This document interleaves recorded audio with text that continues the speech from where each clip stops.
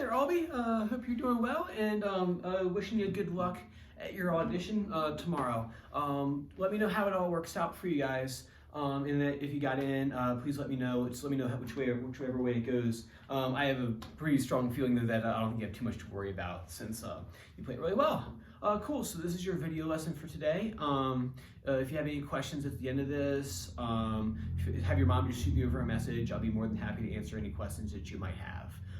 So cool, let's get to it. So today, kind of just what I wanted to go over. So obviously keep on practicing on your note reading and your pentatonic scale. I'm gonna be checking on those when you come in next week. Today I'm just gonna go through perfect just because I know we started talking about it last week and I kind of wanna touch base and see how that's kind of coming along.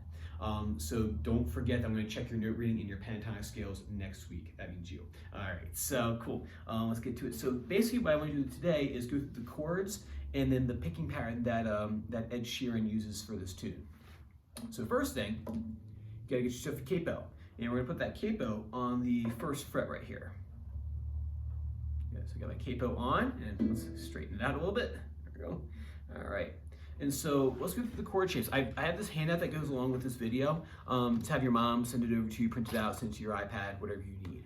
So first thing is a G chord. Now I know you know a G chord. I know you know it like this, where you're using your first, second, and third fingers right here. But this G chord is a little different that Ed Sheeran uses, and a lot of other singer-songwriters, and for that matter, you also use the same shape.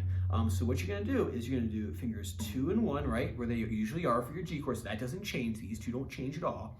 You're going to take that third finger right here, and you're going to bump that up to the second string on the same exact fret. It's on the third fret right here. And then the diagram is right here too, so you can see that as well. And then other thing, you take your pinky and you put that right underneath, so it's not out here. It's directly underneath on that third fret. So it's like 3, 2, 3, 3. So see, all those are going to bump up once against one another, and when you strum it, it doesn't sound like it's not a huge difference, but I can hear it. It's very subtle though. But this is the way that Ed Sheeran plays this chord change or this chord in this song. So we got ourselves a G chord, right? Just like that. Remember, the only difference we made was that this third finger is bumped up to the second string, and you throw a pinky underneath. Just like that. Cool. And then the next thing you're going to do is you're going to take yourself a pick, right? We'll do the finger style stuff later on. I'll teach you how to do all that. For right now, just use a pick, and then I promise I'll teach you how to play the finger style. All right, so first thing you do, you get that G chord. You're going to hit the 6th string. So that's all I did. 6th string, that's it. Next thing is I'm going to strum strings 3, 2, and 1 2 times while I got this chord shape right down. So I go 6 and then 3, 2, 1 all at the same time. That's what that means. When you see the tab right here, see how these right here written all above each other? That means you play those at the same time. So you have this right here, you play the bass note, boom, and you play the top 3 strings at the same time. You're gonna strum. You're gonna do this. Bass, strum, strum. So I wrote that twice right there. Bass, strum, strum. And then I have next to that a ×4. You're going to do that pattern 4 times. Bass, strum, strum, 2, 3, 4. Right?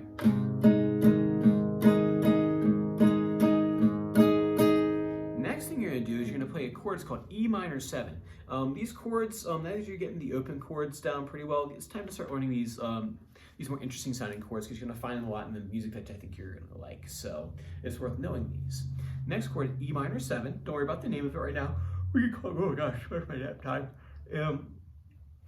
So this chord right here, so you have your G chord, right? What you're going to do is take that middle finger off that G chord. You're going to put it right underneath that first finger right here. It's going to be on the 2nd fret.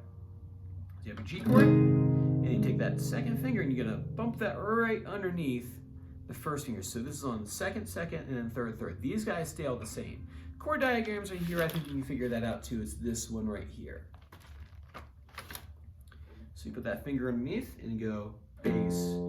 So 6th string and then 2. You strum those 3 strings all together. So bass, strum,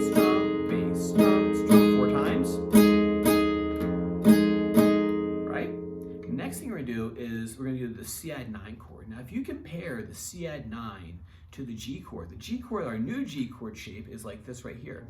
C add 9, to get to that shape, all you have to do is take these two fingers and bump them each down one string. So you hear a G, and then you're going to bring them down here on the 5th and 4th string. Now this time, you're not going to hit the 6th string, you're going to hit the 5th string this time. So 5th string, and then 3, 2, 1 together. That's why I said that. That's when you see the tab all written like a vertical, like this. You see them written above and below each other like this. That's what it means. It means to play them at the same time. So we have our C add 9 chord. We're gonna play it 4 times.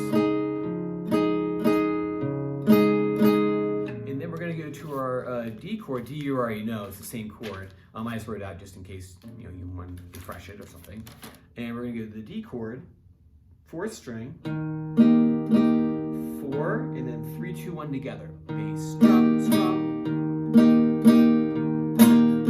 There's a little figure that he does in there. I wanted to say that for when you're in person next time.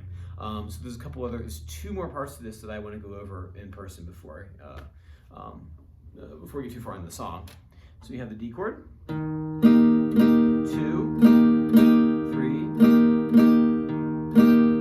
Cool. So the way to practice that is the chord progression here. The order that the chords go in are G, E minor 7, C add 9, and then D. So that's the order of the song. That's how you play it from one to the next.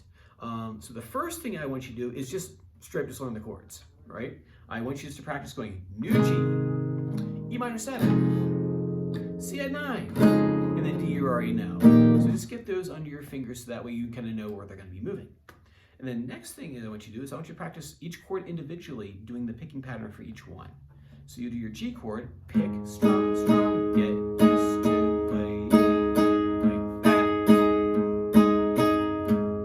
You go slower too.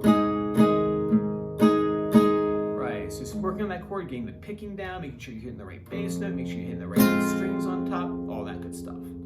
And then you do that from chord to chord, so we go to E minor and try that same thing. C add 9, try the same thing. All right, just like that, and then to the D chord. All of them individually. Don't feel like you got to put them all in order. After you can do that, and you feel comfortable enough with the picking pattern and the new chord shapes, then go ahead and put the progression in order. And I always maybe start with doing something like strum them like 4 times. That's not how he does it in the song, but just to practice switching from the chords. E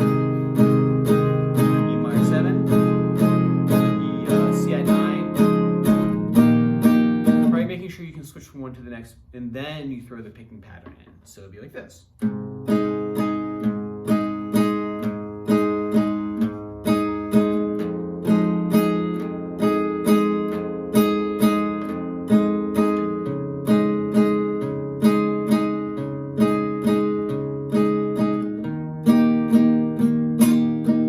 That's it. That's the figure that we'll add in next week, the Hamlin. So make sure you keep on doing those pinky push-ups. Cool, man. So that's what I wanted to talk about for today. If you have any questions about anything I talked about in this song or otherwise, feel free to have your mom shoot me a message, and I will send you a reply back with some sort of answer I hope will help you. All right, I will catch you same time next week. Bye-bye.